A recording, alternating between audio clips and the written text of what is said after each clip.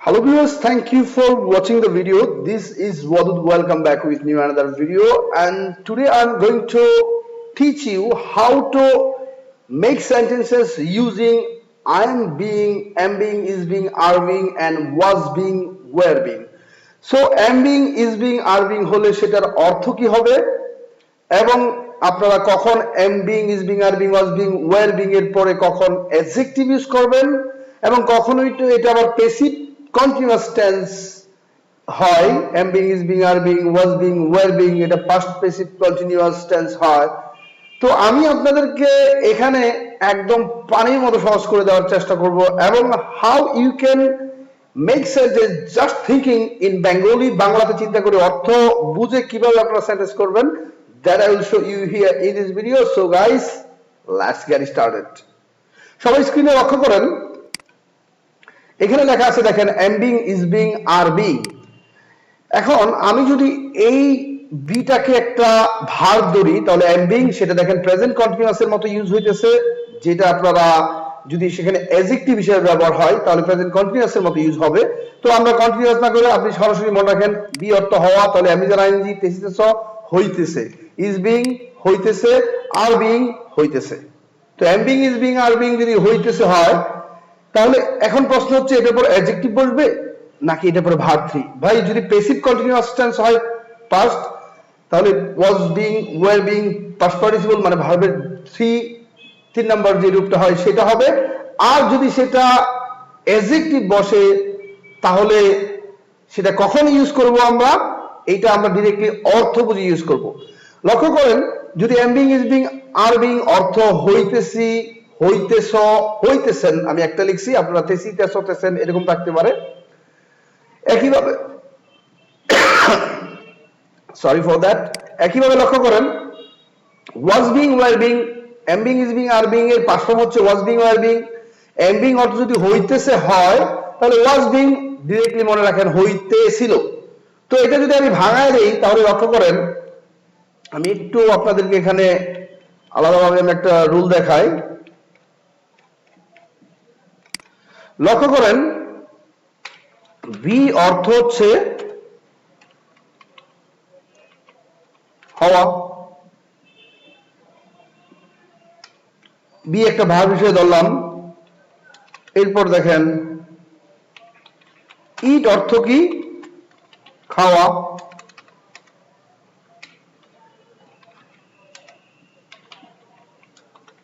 লক্ষ্য করেন ইট অর্থ কি খাওয়া।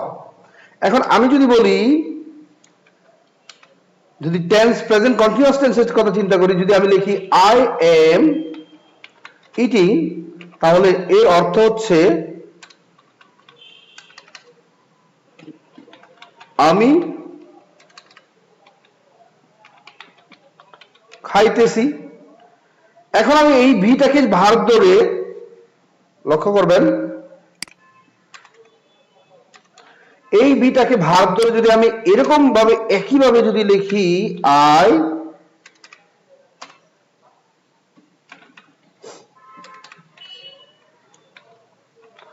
আই এম, এই বিটাকে ভার্ব ধরে আইএনজি বসাইলাম, তাহলে এর অর্থ কি হবে আমি হইতেছি। এর বাংলা অর্থ হবে আমি হইতেছি। কারণ লজিক যদি না বুঝেন তাহলে I don't think so it will be effective in your next lessons. একটা জিনিসকে আপনারা ভেঙে চুরে অর্থ দিয়ে বোঝার চেষ্টা করবেন। No need to think of structure, no need to memorize the critical structure because at the time of using you will never be able to remind that structure. That is why অর্থ বুঝে হইতেছি I am being, is being, he থাকলে he is being, they থাকলে they are being, we থাকলে we are being। এখন দেখেন হইতেছি I am being হয়, এখন অ্যাডজেক্টিভ হবে নাকি ভার্বের পাস্ট পার্টিসিপল হবে এইটা বোঝার জন্য জাস্ট অর্থই দরকার, আমি আপনাদেরকে বুঝাবো। তাহলে I am being অর্থ কি হইতেছে এখানে আমি হইতেছি। তাহলে I am eating যেমন present continuous tense, I am being এটাও কিন্তু আপনার যদি I am being এখানে বসাই নার্ভাস তাহলে লক্ষ্য করেন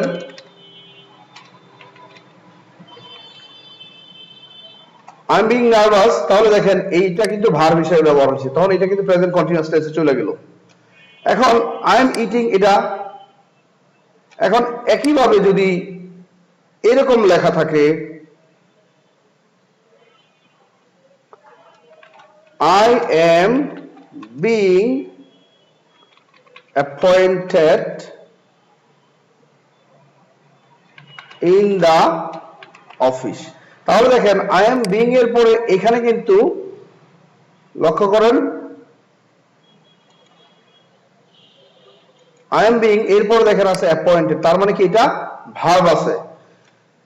তাহলে নিয়োগ দেওয়া, দেওয়াটা হচ্ছে কাজ, তাহলে এখানে ভার্ব আছে, ভার্ব পাস্ট পার্টিসিপল। তাহলে এইটা কি হলো? এটা হয়ে গেল কিন্তু am being, is being, are being, এটা হয়ে গেল প্যাসিভ ভয়েসে চলে গেল।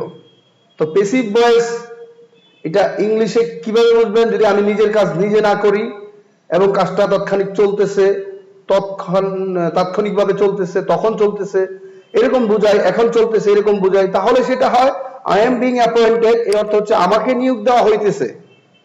এখন আমরা এটাকে কি করি? প্যাসিভ ভয়েসে চিন্তা করি।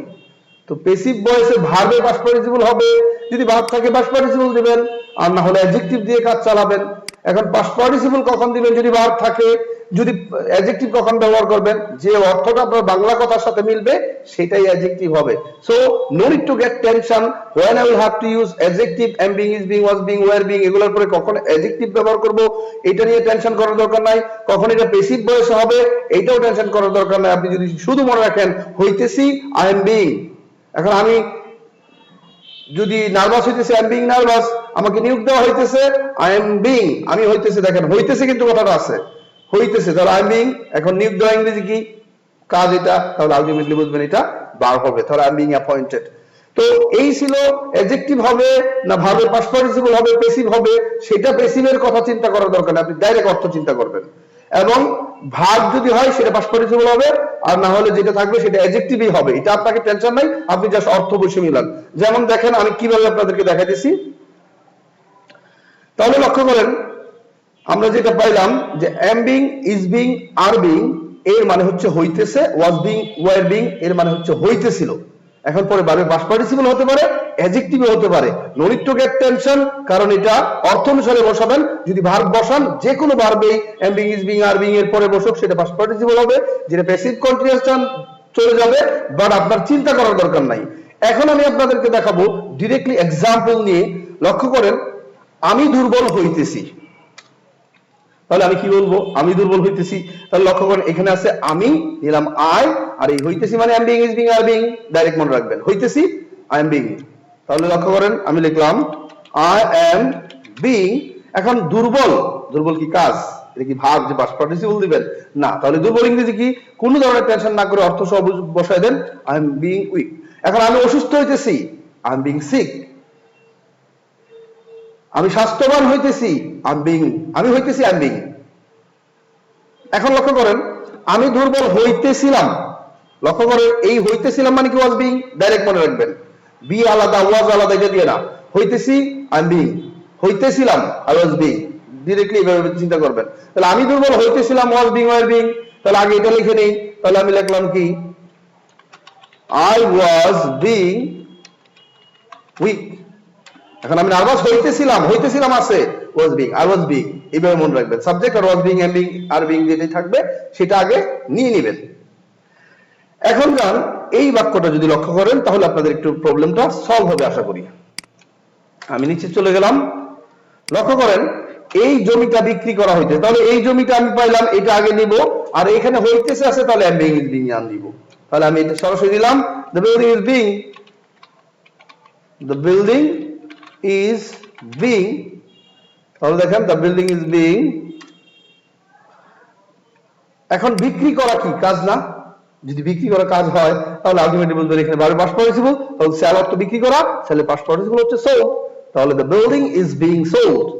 এখন একইভাবে যদি বিল্ডিংটা বিক্রি করা হইতেছিল, দেখেন আমি কি করলাম এই হইতেছিল জন্য নিলাম was being, আর বিল্ডিং আছে তাহলে সরাসরি বলবেন the building was being। তাহলে আপনি অর্থ চিন্তা করে বাংলাতে যদি অর্থ চিন্তা করেন it will be very very important and it will be much more easier for you to make sentences and you will not have to memorize any kind of critical structure that becomes panic for all the students। আমি structure ছাড়া অর্থ, building প্রথমে আছে নিলাম the building, এরপর হইতেছিল the building was being, হইতেছে is being directly মনে করেন, আলটিমেটলি আপনারা পেয়ে যাবেন। তাহলে দেখেন দ্য বিল্ডিং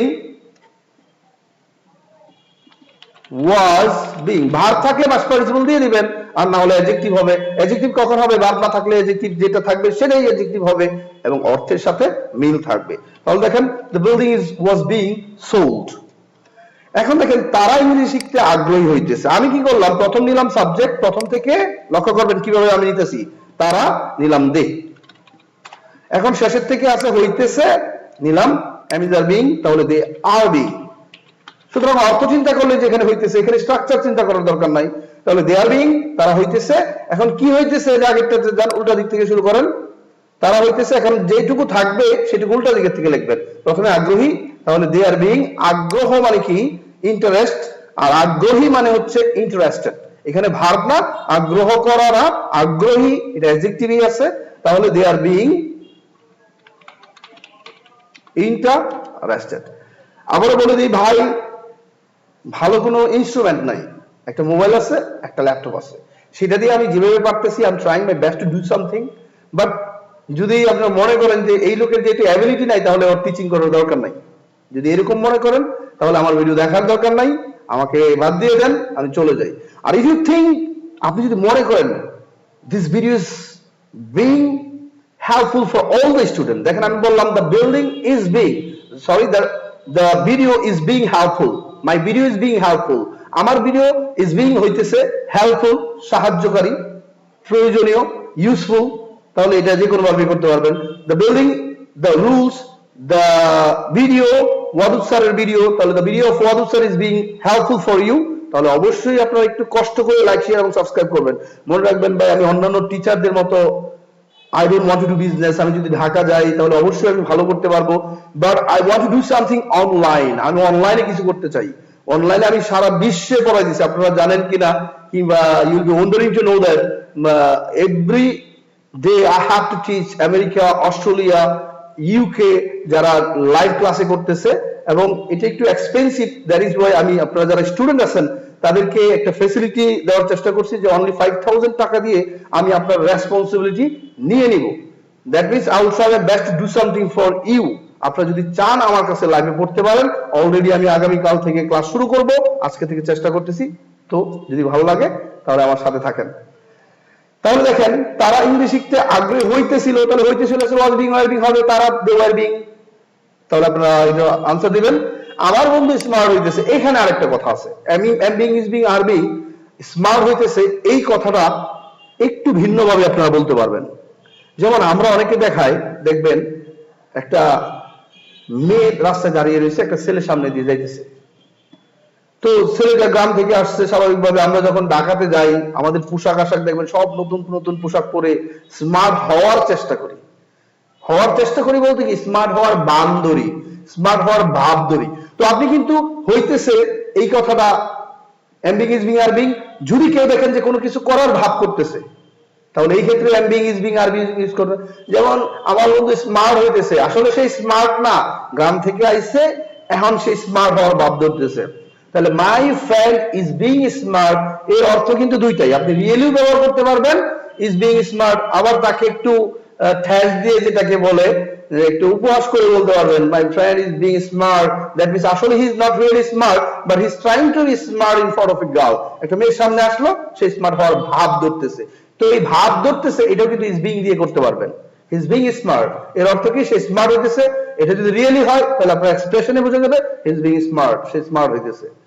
আর যদি বলেন হি is being smart, that means কি বুঝাইতেছেন, আপনি একটু কটাক্ষ করে বললেন, একটু ঠেস দিয়ে বললেন, আর যেটাই বলেন আপনি উপহাস করে বলেন যে আসলে সে আবুল, এখন সে স্মার্ট হইতেছে, হি ইজ বিং স্মার্ট। তাহলে এটা দুইটা অর্থই প্রকাশ করে, একটা হচ্ছে really he is being, say smart হইতেছে, আর একটা হচ্ছে কি আগে সে স্মার্ট ছিল না, আসলে সে স্মার্ট না, এখন স্মার্ট তার ভাব ধরতেছে, হি ইজ বিং স্মার্ট। এখন ধরেন একটা চুলকে পিটনা দিলেন, এখন সে যদি বলেন হি is being, look at him, he is being senseless, say sense হওয়ার ভাব ধরতেছে, এটা আসলে কিন্তু সে অজ্ঞান না, হি ইজ বিং সেন্সলেস, এইটাও কিন্তু অর্থ। আবার যদি নরমালি বুঝেন না, সে রোগীটা অজ্ঞান হইতেছে, normally the patient is being, যে আপনি ডক্টরের কাছে গেলেন, মাই পেশেন্ট ইজ বিং সেন্সলেস, আমার পেশেন্ট সেন্সলেস হইতেছে, please do something for us. তাহলে আমার বন্ধু স্মার্ট হইতেছে, মাই ফ্রেন্ড ইজ বিং স্মার্ট যদি রিয়েলি বলেন তাহলে আপনার এক্সপ্রেশনে বোঝা যাবে। আর যদি মনে করেন যে আসলে সে স্মার্ট না, সে স্মার্ট হইতেছে, তাহলে আপনার এক্সপ্রেশন যখন থাকবে সে স্মার্ট হইতেছে, আসলে সে স্মার্ট না, তাহলে আপনি এটাও বলতে পারবেন my friend is being smart. তাহলে আমরা কি পাইলাম? এখন যদি আমার বন্ধু স্মার্ট হইতেছিল তাহলে কি বলবেন? হইতেছিল না দেখে এখানে লক্ষ্য করেন হইতেছিল আছে, তাহলে আপনি পরে ভাব চিন্তা করেন, আগে বলেন my friend was being smart, এখানে স্মার্টটাই অ্যাডজেক্টিভ, এখানে তো অভাব নাই। এখন লক্ষ্য করেন, যদি বুঝতে পারেন তাহলে অবশ্যই am being, is being, are being, was being, were being নিয়ে সমানে আপনারা ভিডিও দিতে, আপনারা উদাহরণ দিয়ে দিবেন যে যতটা পারেন। এম বিং অর্থ কি? হইতেছি, তো হইতেছি দিয়ে বিভিন্ন কথা বলেন। If you don't practise more and more, আপনি যদি বেশি বেশি প্র্যাকটিস না করেন, I am sure that it's never possible for you to learn English speaking because it depends upon totally on practice. আমাদের স্টুডেন্ট যারা আছে এবং আমাদের টিচার্স যারা আছে, মোস্ট অফ দ্য টাইম দেখি আমি একটা ভিডিও যদি আমি একবার করছি আরেকবার যদি করতে চাই তাহলেই তারা বলে কি একই ভিডিও স্যার বারবার দেন কে? ভাই আপনি যদি if you want to be qualified, if you want to be skilled in somewhere, আপনি যদি কোনো কাজে কোনো অ্যাক্টিভিটিসে if you want to be skilled, আপনি যদি দক্ষ হতে চান তাহলে you have to do the same thing again and again. একটা জিনিস বারবার করার মাধ্যমে আপনারা দক্ষ হবেন। আর দক্ষ না হলে আপনার মুখ দিয়ে কখনোই in front of others you never be able to speak English. আপনারা কি মনে করেন? Do you speak English in front of you memorising the words? I am not like other teacher. Whatever I am natural, and naturally, you know, our area, where is our area? Our area is nearest the border of India. এবং এখানে there is no good teacher available, and you know I don't have any teacher. It's more than 19 years I have been teaching my students how to write something creatively. কিভাবে বানায় লেখা শিখতে হয়। এই জন্য আমি আপনাদেরকে বলি যে never memorise ever, never ever, কখনোই না। রুল মুখস্থ করার দরকার নেই, বুঝে বুঝে কথা বলার চেষ্টা করেন। আর যদি প্র্যাকটিস না করেন, I don't think so it will be possible, এটা সম্ভব হবে আমি মনে করি না। That is why be practical and practise more and more. মুখ দিয়ে কথা বলতে হবে, একই জিনিস দিয়ে বিভিন্ন কথা বলে বলে অভ্যাস করতে হবে।